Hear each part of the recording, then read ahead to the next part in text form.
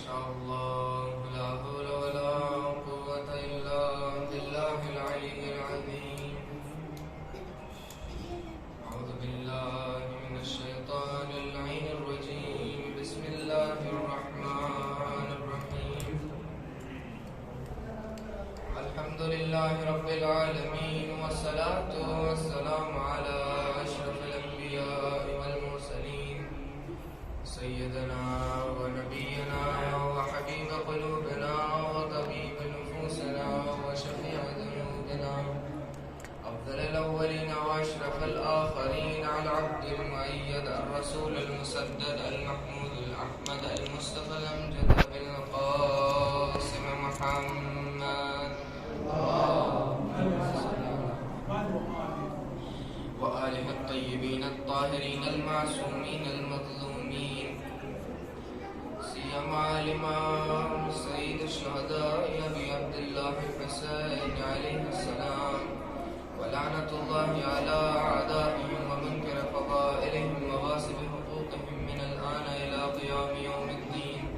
أما بعد فقد قال رسول الله صلى الله عليه وآله وسلم زينوا مجالسكم بذكر علي بن أبي طالب صلى الله عليه وسلم. محترم برادران عزیز، جس حدیث مبارکہ کو میں نے اپنا عنوان سخن بنایا ہے، اس حدیث مبارکہ میں سرور کائنات حبیب خدا محمد مصطفیٰ صلی اللہ علیہ وآلہ وسلم ارشاد فرما رہے ہیں کہ اپنی مجلسوں کو زینت دو علی کے ذکر سے. عزیزان گرامی، مولا کائنات علی بن ابی طالب علیہ السلام کی وہ ذات ہے کہ جن کے فضائل و کمالات کے بارے میں رسول خدا ارشاد فرماتے ہوئے نظر آتے ہیں کہ اگر کائنات کا تمام پانی دوات بن جائے اور کائنات میں موجود تمام کا تمام درخت قلم بن جائیں اور ان سے علی کے فضائل کو لکھا جائے تو یہ تمام قلم اور دوات ختم ہو جائیں گے، مگر علی کے فضائل ختم نہیں ہوں گے. عزیزان گرامی، یہ وہ ذات پاک ہے کہ جس کے بارے میں رسول ارشاد فرما رہے ہیں ذکر و علی عبادہ. کیا یعنی علی کے ذکر کرنا بھی کیا ہے؟ عبادت ہے. اچھا عزیزان، یہاں پہ ایک سوال یہ پیدا ہوتا ہے کہ رسول خدا نے علی کے ذکر کو عبادت کیوں قرار دی ہے؟ رسول کسی اور ذات کے بھی ذکر کو عبادت قرار دے سکتے تھے. تاریخ میں بہت سی شخصیات گزری، 1,24,000 انبیاء تھے. آدم کے ذکر کو بھی عبادت قرار دے سکتے تھے، نوح کے ذکر کو بھی عبادت قرار دے سکتے تھے، ابراہیم کے ذکر کو بھی عبادت قرار دے سکتے تھے. 1,24,000 انبیاء تھے، ان میں سے کسی کے بھی ذکر کو عبادت قرار دے سکتے تھے. مگر عجب نہیں کہ رسول جواب دیں کہ ایسا نہ تھا. اگر میں 1,24,000 انبیاء کے ذکر کو عبادت قرار دیتا تو پھر پریشان ہو جاتے. اتنے انبیاء، ان کا ذکر کیسے ہو؟ عزیزان، یہ تمام کے تمام انبیاء کے فضائل و کمالات اور جو ان کو خصوصیات اللہ تعالیٰ نے عطا کی وہ تمام کی تمام مولا کائنات میں موجود تھی. یہی وجہ ہے کہ رسول نے علی بن ابی طالب علیہ السلام کے ذکر کو عبادت قرار دی. اور صرف یہی نہیں، اس کے علاوہ رسول حضرت علی علیہ السلام کے بارے میں ارشاد فرما رہے ہیں کہ النظر علی وجہ علی بن ابی طالب عبادت، یعنی علی کے چہرے کو دیکھنا بھی کیا ہے؟ عبادت ہے. عزیزان، یہ وہ ذات ہے کہ جس نے اپنی زندگی میں جو دعویٰ کیا، اس کے دعوے کرنے والے جو بہت تھے مگر اس کو ثابت جو ہے کوئی نہیں کر سکا. وہ دعویٰ کیا تھا کہ حضرت علی اپنی ساری زندگی کیا کہتے رہے؟ سلونی سلونی قبل ان تفقدونی، کہ اے لوگوں جو کچھ پوچھنا چاہو مجھ سے پوچھ لو، اس سے پہلے کہ تم مجھے اپنے درمیان نہ پاؤ، تم مجھے کیا ہے؟ کھو دو. عزیزان گرامی، ایک روایت آپ کے زیر سماعت کرتا چلوں کہ مولا کے دیکھیے کہ مولا کس قدر جو ہے علوم و فنون پر کیا تھے، علوم و فنون کس قدر جو ہے وہ اپنے اندر رکھتے تھے، کتنا عبور تھا انہیں. ایک یہودیوں کا جو ہے وہ گروہ تھا اور انہوں نے کیا بہت سن رکھا تھا رسول اللہ کی حدیث رسول کی حدیث کیا تھی؟ انا مدینۃ العلم وعلی بابھا، کیا کہ میں شہر علم ہوں اور علی اس کا کیا ہے؟ باب ہے. یعنی کسی کو اگر مجھ تک رسائی حاصل کرنی ہے تو وہ علی کے پاس جائے اور اس سے مجھ تک پہنچے. تو عزیزان گرامی، ان یہودیوں نے ارادہ کیا کہ ہم مولا کے پاس جائیں گے اور مشکل سوالات کریں گے تاکہ وہ ان کے جواب نہ دے سکیں، اور ان کے جواب نہ دینے میں کیا ہوگا؟ جو دین اسلام ہوگا اس کی بنیاد کو کیا ہوگا؟ اثر ہوگا. کیونکہ مولا نے جو ہے یہودیوں کے سوال کا جواب نہیں دیا، اس کا مطلب یہ دین کیا ہے؟ سچ نہیں ہے، حق پر نہیں ہے. اب وہ یہودی آئے اور انہوں نے جیسا کہ ارادہ کیا تھا کہ وہ مشکل سوال کریں گے، مولا کے پاس آئے اور مولا سے کہا کہ اے علی، ہم نے آپ کے بارے میں سن رکھا ہے کہ آپ باب العلم ہیں. تو مولا مسکرائے اور کہا کہ کیا تم اس بات کی تصدیق کرنے آئے ہو؟ تو یہودیوں نے کہا جی ہاں، ہم تصدیق کرنے آئے ہیں اور آپ سے چند ایک سوالات کریں گے، مگر شرط یہ ہوگی کہ آپ ہمارے سوالوں کے جواب قرآن سے نہیں بلکہ کس سے دیں گے؟ ان کی خود کی کتاب توریت سے دیں گے. مولا نے کہا ٹھیک ہے. اب انہوں نے کہا کیونکہ یہ توریت سے جواب نہیں دے پائیں گے تو ہم لوگ جیت جائیں گے. اب یہودیوں نے کہا، جب یہ یہودیوں نے کہا تو مولا نے کہا کہ میری بھی ایک شرط ہوگی، اگر میں تمہارے سوالوں کا جواب دے دوں گا تو تم لوگ دین اسلام کو حق مانو گے کہ یہی صحیح اسلام ہے، یہی صحیح دین ہے، اور تم لوگ اسلام کو قبول کر لو گے. یہودیوں نے کہا ٹھیک ہے. مولا نے کہا ٹھیک ہے، اپنا سوال پوچھو. یہودیوں نے کہا ہمارا سب سے پہلا سوال یہ ہے کہ اے علی، ہمیں بتائیے وہ کون سی چیز ہے جو خدا کے لیے نہیں ہے. اب وہاں دوسرے لوگ بھی موجود تھے، وہ سب پریشان ہو گئے. ایسا کیسے ممکن ہے کہ جب اللہ اس تمام کائنات کا خالق و مالک ہے تو کیسے ممکن ہے کہ کوئی چیز اس کے لیے نہ ہو؟ سب پریشان. مگر مولا نے بغیر کسی وقت کا مانگے، بغیر کسی وقت کا استعمال کے بغیر انہوں نے فوراً جواب دیا، کیا؟ اللہ کے لیے شرک نہیں. یعنی اللہ ہر قسم کے شرک سے کیا ہے؟ پاک ہے. وہ اکیلا اور واحد اس تمام چیزوں کا کیا ہے؟ خلق کرنے والا ہے. یہودیوں نے کہا کہ آپ نے بالکل درست جواب دیا. ہم اگلے سوال کی طرف بڑھتے ہیں. یہودیوں نے کہا کہ ہمارا دوسرا سوال یہ ہے کہ آپ یہ بتائیے خدا کہاں نہیں ہے؟ مولا نے کہا کہ خدا ہر جگہ موجود ہے. کہا نہیں، ہمیں توریت سے جواب چاہیے. مولا نے مطالعے کا وقت نہیں مانگا کہ مجھے تھوڑا وقت. مولا نے فوراً کہا کیا تم نے یہ نہیں پڑھ رکھا ہے کہ توریت میں لکھا ہے کہ حضرت موسیٰ علیہ السلام کے پاس ایک فرشتہ آیا. حضرت موسیٰ نے پوچھا کہ اے فرشتے تم بتاؤ کہ کہاں سے آئے ہو؟ تو کہا کہ میں 7ویں آسمان سے آیا ہوں. پھر ایک اور فرشتہ آیا. حضرت موسیٰ نے کہا اچھا یہ بتاؤ کہ تم کہاں سے آئے ہو؟ تو کہا میں زمین کی 7ویں اندرونی سطح سے آیا ہوں. کہا اچھا یہ بتاؤ کہ تم دونوں کے سب سے زیادہ قریب تر کون تھا؟ تو کہا ان دونوں فرشتوں نے کہا کہ ہمارے سب سے زیادہ قریب کون تھا؟ ہمارا رب تھا. اس سے یہ بات ثابت ہوتی ہے کہ چاہے بلندیوں کی انتہا ہو چاہے پستیوں کی انتہا ہو، ہر جگہ خداوند عالم موجود ہے، ہر شے کے قریب ترین ہے. یہودی ششدر رہ گئے، حیران ہو گئے. انہوں نے کہا یہ کیسے ممکن ہے کہ انہوں نے ہمیں توریت سے بنا کسی وقت کے مانگے فوراً جواب دیا. بہرحال یہودیوں نے کہا بالکل درست. ہم اگلے سوال کی طرف بڑھتے ہیں. اب یہودیوں نے تیسرا سوال پوچھا. تیسرا سوال یہ تھا کہ اچھا یہ بتائیے کون سی چیز خدا کے پاس نہیں ہے یا خدا نہیں کرتا ہے، یعنی کیا کون سی ایسی چیز ہے؟ تو امام علی علیہ السلام نے کیا جواب دیا؟ امام علی علیہ السلام نے کہا ظلم ایک ایسی چیز ہے جو خدا کے پاس نہیں، یعنی خدا سے دور ہے. وہ کسی کے ساتھ بھی زیادتی نہیں کرتا ہے. اس نے جیسے عمل انجام دیے ہوں گے اس کی انہیں جزا و سزا دیتا ہے، کسی کے ساتھ زیادتی نہیں کرتا ہے. اب جب یہودیوں نے دیکھا کہ مولا تو سارے سوالوں کا جواب بالکل صحیح دے رہے ہیں تو انہوں نے اپنے سوالوں کا رخ کیا کیا؟ تبدیل کیا. انہوں نے کہا ہم کوئی تاریخی سوال پوچھتے ہیں. انہوں نے کہا اچھا مولا یہ بتائیے کون سا وہ ایسا چشمہ ہے جو زمین سے پہلی بار جاری ہوا؟ تو مولا نے کہا کیا میں تمہیں وہ پہلا چشمہ بتاؤں جو زمین سے پہلی بار جاری ہوا، یا میں وہ چشمہ بتاؤں جو تمہارے ذہن میں ہے اور تم سمجھتے ہو کہ یہ پہلا جاری ہونے والا چشمہ ہے؟ کہا مولا بتائیے. کہا کہ تمہارے ذہنوں میں جو پہلا جاری ہونے والا چشمہ ہے وہ بیت المقدس میں ایک پتھر کے نیچے سے جاری ہونے والا ہے، جبکہ وہ پہلا چشمہ جاری ہونے والا نہیں ہے. پہلا جو چشمہ زمین سے جاری ہوا اس کا پانی حضرت خضر علیہ السلام نے پیا اور وہ جو پانی تھا وہ کیا تھا؟ آب حیات تھا. کہا اچھا مولا ایسا ہے. اچھا پھر یہ بتائیے کہ آسمان سے نازل ہونے والا پہلا پتھر کون سا ہے؟ تو حضرت علی علیہ السلام نے پھر کہا کیا میں تمہیں یہ بتاؤں جو تم سمجھتے ہو کہ آسمان سے پہلی بار نازل ہوا یا میں تمہیں پہلی بار جو حقیقی معنوں میں پہلی بار نازل ہوا اس کے بارے میں بتاؤں؟ کہا دونوں بتائیے۔ تو مولا نے سب سے پہلے کہا کہ جو تم سمجھتے ہو کہ آسمان سے پہلی بار نازل ہوا وہ بیت المقدس میں کیا ہے، نصب کیا گیا ہے۔ تو یہودیوں نے کہا بالکل صحیح فرمایا، ہم جو سمجھتے تھے وہ یہی تھا۔ کہا پھر کون سا پہلا پتھر ہے؟ کہا کہ بیت المقدس سے بھی کئی عرصہ پہلے خانہ کعبہ کو تعمیر کیا گیا۔ کس نے تعمیر کیا تھا؟ حضرت ابراہیم اور ان کے بیٹے حضرت اسماعیل نے۔ اور کہا کہ جب وہ تعمیر کیا گیا تو اس کے بعد آسمان سے حجر اسود نازل ہوا جس کو پھر خانہ کعبہ میں نصب کیا گیا۔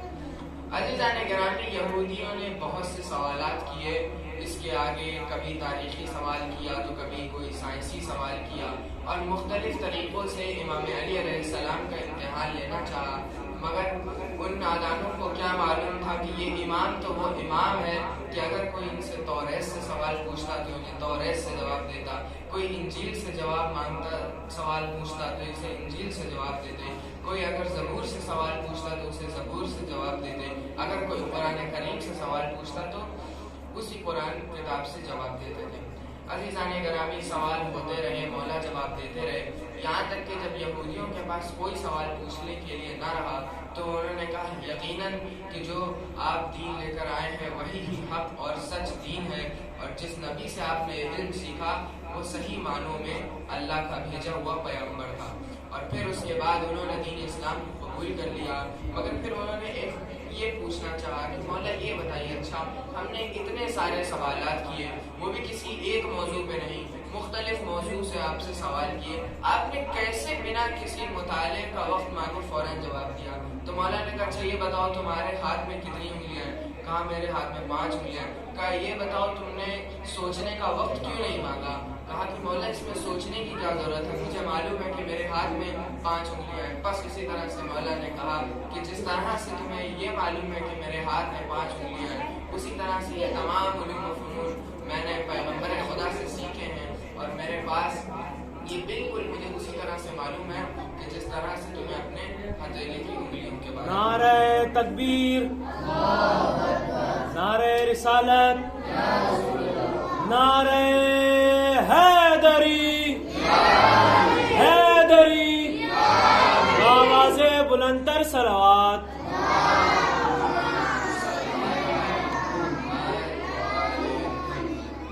عزیزان گرامی، آپ نے سنا اور یہ دیکھا کہ کس قدر مولا اپنے اندر علوم اور فنون کو سمائے ہوئے تھے۔ عزیزان گرامی، اگلی روایت کی طرف بڑھتے ہیں۔ یہ تھے تو خود امام، اب آپ دیکھیے کہ امام کے جو شاگرد ہیں ان کے پاس کتنا علم ہے۔ چھٹے آپ کے اور ہمارے چھٹے امام، امام جعفر صادق علیہ السلام، اللہم صلی علی محمد وآل محمد، ان کے ایک شاگرد تھا، اور وہ ہمارے سنی برادران کے اماموں میں سے بھی ہے، امام ابو حنیفہ۔ تو وہ کوفے میں تھے اور جو ہے اپنے شاگردوں کو جو ہے وہ تعلیم دے رہے تھے۔ تو تعلیم دیتے وقت اس نے یہ کہا کہ میں جو ہے امام جعفر صادق علیہ السلام کے شاگردوں میں سے ہوں، مگر میں اپنے استاد کی 3 باتوں میں اختلاف رکھتا ہوں۔ کہا کون سی 3 باتیں؟ شاگردوں نے پوچھا اچھا یہ بتائیے کہ وہ کون سی 3 باتیں ہیں؟ تو ابو حنیفہ نے کہا کہ پہلی بات تو یہ کہ میرے استاد کہتے تھے کہ خدا ہے مگر وہ دکھائی نہیں دیتا، وہ جسم نہیں رکھتا ہے، جبکہ میں ایسا نہیں مانتا ہوں۔ روز محشر کے دن ہم خدا کو دیکھیں گے، اس کے چہرے کو دیکھیں گے۔ اچھا وہ دلیل دے رہا تھا قرآنی، کیا تھی؟ وجوہ ہوئی یومئذ ناظرہ الی ربہا ناظرہ، یعنی روز محشر کے دن جو لوگ ہوں گے ان کے چہرے کیا ہوں گے؟ پریشان ہوں گے، غمگین ہوں گے، اور وہ اپنے رب کی طرف دیکھ رہے ہوں گے۔ تو میرے استاد کہتے ہیں کہ خدا دکھائی نہیں دے گا، جبکہ میں ایسا نہیں مانتا ہوں، خدا دکھائی دے گا اور ہم روز محشر اس کے چہرے کو دیکھیں گے۔ اچھا دوسری بات کیا ہے جس میں آپ اختلاف رکھتے ہیں؟ تو ابو حنیفہ نے کہا کہ میرے استاد نے کہا تھا کہ انسان خود مختار ہے، وہ جو چاہے وہ اپنی مرضی سے کرتا ہے، سوائے چند ایک کاموں میں وہ باقی کیا ہے؟ خود مختار ہے، یعنی اگر وہ چاہے تو اچھے فعل انجام دے اور جو ہے اللہ سے جو ہے اس کی جزا پائے، ورنہ برے فعل انجام دے کر اس کی سزا۔ تو ایسا نہیں ہے، انسان جو ہے خود مختار نہیں ہے، بلکہ سارا کام خدا خود کرواتا ہے، اور اس کی وہ یہ دلیل دیتا تھا کہ ان اللہ علی کل شیء قدیر، اللہ ہر چیز پر کیا ہے؟ قدرت رکھتا ہے، اور وہ اس کی مثال کچھ یوں دیتا تھا کہ اگر کوئی شخص کسی کو قتل کر رہا ہے تو خدا کے اندر اتنی قدرت تھی کہ وہ اسے روک سکتا تھا، مگر نہیں روک رہا ہے، اس کا مطلب کیا وہ خدا چاہتا ہے، یعنی وہ قیاس کرتا تھا، تو جبکہ ایسا نہیں ہے۔ اچھا، کا تیسرا اختلاف کیا ہے؟ کا تیسرا اختلاف یہ ہے کہ میرے استاد نے کہا تھا کہ روز محشر شیطان کو اس کی کرتوتوں کی سزا دی جائے گی اور جہنم میں ڈالا جائے گا، لیکن شیطان بھی کیا ہے؟ پتھر اور آگ سے بنا ہے، اور جہنم میں بھی کیا ہوگی؟ آگ ہوگی، اور آگ آپ کو جرم پہنچا سکتی ہے؟ نہیں، تو اس نے کہا شیطان کے لیے کوئی اور جگہ ہوگی۔ اب وہاں پہ امام جعفر صادق علیہ السلام کے اور شاگرد بھی موجود تھے، نام تھا بہلول دانا، وہ یہ سارا ماجرا سارا واقعہ سن رہے تھے۔ جب اس نے اپنی بات مکمل کی تو بہلول دانا نے ادھر دیکھا، ادھر ادھر نظر دوڑائی، اور انہوں نے ایک ڈھیلا دیکھا، وہ ڈھیلا ابو حنیفہ کے سر پہ مارا اور بھاگ نکلے۔ اب جیسے ہی ابو حنیفہ کے سر پہ وہ پتھر لگا، وہ برداشت نہیں کر پایا، سنبھل نہیں پایا، اور ممبر سے نیچے اتر آیا، اور فوراً اس نے اپنے شاگردوں کو کہا کہ اس کو پکڑو، اس کو مجھے ڈھیلا مارا ہے۔ شاگرد فوراً دوڑے اور کوفے کی گلیوں میں ان کا پیچھا کیا، یہاں تک کہ ابو بہلول دانا کو جو ہے پکڑ لیا اور مارنا شروع کر دیا۔ بہلول دانا نے کہا کہ تم لوگ مجھے کیوں مار رہے ہو؟ کہا کہ آپ کو جرأت کیسے ہوئی کہ آپ نے جو ہمارے استاد کو بھی ہمارے سامنے مارا ہے؟ اس لیے کیونکہ آپ نے ہمارے استاد کو مارا ہے، ہم آپ کو مار رہے ہیں۔ تو کہا نہیں، ایسا نہیں چلے گا، جس نے دعویٰ کیا ہے وہ پاس آئے، وہ خود بولے کہ ہاں تم نے مجھے پتھر مارا ہے۔ اب بہلول دانا چاہتے تھے کہ کیا ہو، عدالت ہو اور پورے اس کی سنوائی کی جائے کیس۔ تو قاضی کو بلایا گیا، شاگرد بہلول دانا کو جو ہے کورٹ لے گئے، وہاں کا جو رہتا تھا اس زمانے میں، تو وہاں قاضی آیا، ابو حنیفہ کو بھی لایا گیا، بہلول دانا کو بھی پکڑا، اور پھر اس کے بعد قاضی نے ابو حنیفہ سے پوچھا کہ ماجرا کیا ہے۔ ابو حنیفہ نے کیا کہا؟ ابو حنیفہ نے یہ کہا کہ ایسا ہے کہ میں اپنے شاگردوں کو تعلیم دے رہا تھا مسجد میں، اور اس نے مجھے ڈھیلا مارا ہے، اس کو اس کی سزا ملنی چاہیے۔ تو قاضی بہلول دانا کے پاس آیا اور کہا کیا ایسا ہے کہ تم نے ابو حنیفہ کو ڈھیلا مارا ہے؟ کہا ہاں مارا ہے۔ پھر دوبارہ پوچھا کیا ڈھیلا مارا ہے؟ کہا ہاں۔ اب تیسری مرتبہ قاضی نے پہلے کہا کہ دیکھو، اگر اس بار پھر تم نے اپنے جرم کا اقرار کر لیا تو تمہیں اس کی سزا دی جائے گی، کیونکہ جرم ثابت ہو جائے گا۔ تو بہلول دانا نے کہا کہ میں کچھ کہنا چاہتا ہوں۔ کہا کیا کہنا چاہتے ہو؟ اب بہلول دانا نے ابو حنیفہ سے کہا کہ ابو حنیفہ، میں نے تمہیں ڈھیلا مارا تو تمہیں کچھ ہوا؟ تو کہا کہ کوفے کے لوگ صحیح ہے کہ تمہیں پاگل کہتے ہیں، کیا تمہیں معلوم نہیں تم نے اتنی زور سے مجھے ڈھیلا مارا، مجھے تکلیف ہوئی ہے، میں درد میں ہوں۔ تو بہلول دانا نے کہا کہ مجھے درد دکھاؤ۔ تو کہا کہ درد دکھانے کی چیز نہیں ہے، یہ محسوس کی جاتی ہے۔ تو بہلول دانا نے کہا نہیں، مجھے درد دکھاؤ، میں کیسے مانوں کہ تمہیں درد ہو رہا ہے؟ کہا کہ کیسے بندے ہو یار، کیسے نادان انسان ہو تم، یہ محسوس کی جاتی ہے۔ بس بہلول دانا نے پھر کیا کہا کہ جس طرح سے تم اپنے درد کو دکھا نہیں سکتے بلکہ اسے محسوس کرتے ہو، بالکل اسی طریقے سے خدا کی موجودگی کو محسوس کیا جاتا ہے، اسے دیکھا نہیں جاتا ہے۔ اور جو تم آیت کی دلیل دے رہے تھے، اس آیت سے مراد یہ ہے کہ لوگ روز محشر اپنے خدا کی رحمت کے طلب میں اس کی طرف دیکھ رہے ہوں گے، کہ مطلب اس کی طلب کی جو ہے ہوں گے کہ جیسے ہی خدا ہم پہ رحمت کرے اور ہم جو ہے جنت کی طرف دوڑ لگائیں۔ اور دوسری بات پھر بہلول دانا نے کہا کہ اچھا مجھے یہ بتاؤ، ٹھیک ہے کہ میں نے تمہیں ڈھیلا مارا، تم دوسری بات کیا کر رہے تھے کہ تم کہہ رہے تھے کہ سارا کام جو ہے خدا کرواتا ہے، انسان تو خود مختار نہیں ہے، بس میں نے جو تمہیں ڈھیلا مارا ہے، اگر خدا چاہتا وہ قدرت رکھتا تھا، میرا ہاتھ روک سکتا تھا، مگر اس نے نہیں روکا، اس کا مطلب کہ خدا چاہتا تھا کہ تمہیں ڈھیلا لگے۔ ابو حنیفہ نے کہا کہ بات کو مت گھماؤ، اپنے جو ہے جرم کا اقرار کرو تاکہ تمہیں سزا ملے۔ بہلول دانا نے پھر تیسری بات کہی، کہا کہ اچھا ابو حنیفہ یہ بتاؤ، جو میں نے تمہیں مارا وہ ڈھیلا کس چیز کا بنا تھا؟ کہا ڈھیلا بھی مٹی کا بنا تھا۔ کہا تم کس چیز کے بنے ہو؟ کہا میں بھی مٹی کا بنا ہوں۔ بس پھر بہلول دانا نے پھر کہا کہ اگر تم بھی مٹی کے بنے ہو اور یہ ڈھیلا بھی مٹی کا بنا ہے تو تمہارے دعوے کے مطابق تمہیں تکلیف نہیں ہونی چاہیے، کیونکہ جس طرح سے شیطان کو جہنم کی آگ تمہارے نزدیک نقصان نہیں پہنچا سکتی، تو پھر یہ ڈھیلا تمہیں کس طرح سے نقصان پہنچا سکتا ہے؟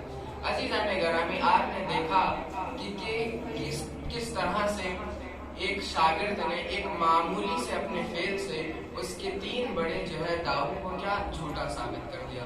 یہ تھا اماموں کے شاگردوں کا علم، کہ وہ کس قدر علم رکھتے تھے۔ عزیزان گرامی، ایک آخری روایت آپ کے ذہن سماعت کرتا چلوں۔ آپ یہ دیکھیے کہ شیعیان حیدر کرار، محبان اہل بیت کس قدر علم رکھتے تھے۔ اموی سلسلہ یہی معاویہ، اس کی حکومت کے 5ویں سلسلے میں، یعنی جب ان کا 5واں جانشین بنا جس کا نام تھا عبد الملک، تو اس نے عراق کی ظاہر ہے برسر اقتدار آیا، اس کے پاس سب کچھ تھا، تو اس نے عراق کو سنبھالنے کے لیے عراق کا جو اس نے گورنر بنایا اس کا نام کیا تھا؟ حجاج بن یوسف۔ اب جب حجاج بن یوسف عراق کا گورنر بنا تو کیونکہ وہ شقی ترین انسان تھا اور امام علی علیہ السلام سے بغض رکھتا تھا، تو اس وقت جتنے بھی امام کے اصحاب میں سے تھے اور جو ہے ان کے چاہنے والے تھے ان کا وہ قتل کرنا اس نے شروع کر دیا اور ایک ایک کر کے شیعیان حیدر کرار کو قتل کر دیا۔ اب اس کو ایک دن معلوم ہوا کہ حرہ نامی ایک خاتون ہے اور حلیمہ سعدیہ کی بیٹی سے وہ جانی جاتی تھی، تو اس نے یہ سنا کہ ایک حرہ نامی خاتون کوفے میں ہے جو ابو بکر اور عمر سے علی کو کیا ہے کمتر جانتی ہے اور علی کو ان سے افضل مانتی ہے۔ تو اس نے کہا کہ اس کو جو ہے پکڑا جائے، اور پھر ایک دن خود حجاج نے کیا دیکھا اس عورت سے اس کی ملاقات ہوئی حرہ نامی خاتون سے۔ حجاج نے کہا اچھا یہ بتاؤ کیا تم وہی خاتون ہو جو علی کو ابو بکر اور عمر سے افضل جانتی ہو؟ تو حرہ نے کہا کہ جس نے بھی تمہیں اس بارے میں کہا ہے جھوٹ کہا ہے، کیونکہ میں ان جیسوں سے تو علی کا مقایسہ ہی نہیں کرتی ہوں، بلکہ علی کی ایسی ذات ہے کہ میں انبیاء سے بھی افضل جانتی ہوں، بلکہ میں نہیں افضل جانتی ہوں، وہ خداوند متعال جو ہے اسے افضل جانتا ہے۔ کہا اچھا کیسے؟ اگر تم اپنے دعوے کو سچ ثابت نہ کر سکی تو تمہاری گردن اڑا دی جائے گی۔ کہا کہ ہاں میں دلائل پیش کرتی ہوں۔ کہا کہ اچھا چلو 8 انبیاء کے نام ہے روایت میں کہ 8 انبیاء کے نام حرہ نے لیے تھے کہ جن سے علی علیہ السلام کو حرہ نے افضل بتایا۔ کہا اس میں سے چند ایک انبیاء کا میں آپ کو ذرا سمجھتا ہوں۔ تو انہوں نے کہا کہ اچھا یہ بتاؤ حضرت آدم کو کس طرح سے تم حضرت آدم سے علی کو افضل مانتی ہو؟ کہا یہ کہ حضرت آدم کے بارے میں قرآن میں ملتا ہے فَعَصَىٰ آدَمَ رَبَّهُ فَغَوَىٰ، یعنی کیا کہ حضرت آدم علیہ السلام جو ہے اپنے رب کی نافرمانی کی وجہ سے اس کی جزا سے کیا ہوئے محروم ہو گئے، جبکہ حضرت علی علیہ السلام کی وہ ذات ہے اور ان کی زوجہ علیہ السلام کی وہ زوجہ اور ان کے دونوں بیٹے حسن و حسین علیہ السلام کے بارے میں قرآن میں کیا ارشاد ہوتا ہے وَكَانَ سَعْيُكُمْ مَشْكُورًا، یعنی کیا کہ آپ کی صحیح و کوشش، یہ جو آپ کی جد و جہد کی اسلام کی ترویج کے لیے، یہ سب کیا ہے قابل قدر اور مشکور ہے۔ کہا شاباش آفرین، تم نے بالکل صحیح جواب دیا۔ کہا اچھا اب یہ بتاؤ کہ تم نے کس طرح سے حضرت علی علیہ السلام کو جو ہے ابو الانبیاء حضرت ابراہیم علیہ السلام سے افضل جانا؟ کہا اس اعتبار سے میں نے افضل جانا کہ حضرت ابراہیم علیہ السلام کے بارے میں قرآن میں ملتا ہے کہ حضرت ابراہیم علیہ السلام اپنے رب سے کہتے ہیں کہ کس طرح سے اے خدا جو ہے تم جو ہے تو موت کے بعد حیات بخشتا ہے۔ تو خدا کہتا ہے کہ اس بارے میں تمہیں ایمان نہیں کہ میں موت کے بعد ہمارا کیا عقیدہ ہے کہ ہمیں روزے محشر اٹھایا جائے گا، ہم سے حساب و کتاب لے گا۔ کہا کہ خدا نے کہا کہ تمہیں اس بات پر ایمان نہیں؟ کہا ایمان تو ہے مگر میں اطمینان قلب چاہتا ہوں۔ مگر علی علیہ السلام کی وہ ذات ہے کہ جن کے بارے میں ملتا ہے اور جنہوں نے یہ بات کہی جو آج تک نہ کوئی کہہ سکا نہ اس سے پہلے کسی نے کہا تھا۔ کیا کہا تھا؟ لو کشف الغطا مزددت یقینا، یعنی کہ اگر حقائق سے تمام پردے بھی ہٹا دیے جائیں تو پردے ہٹنے سے پہلے بھی جو میرے اندر یقین اور ایمان تھا اس بارے میں وہ بالکل ویسا کا ویسا رہے گا، اس میں کوئی اضافہ نہیں ہوگا۔ یہ دیکھیے آپ ایمان کا اور عقیدے کی مضبوطی۔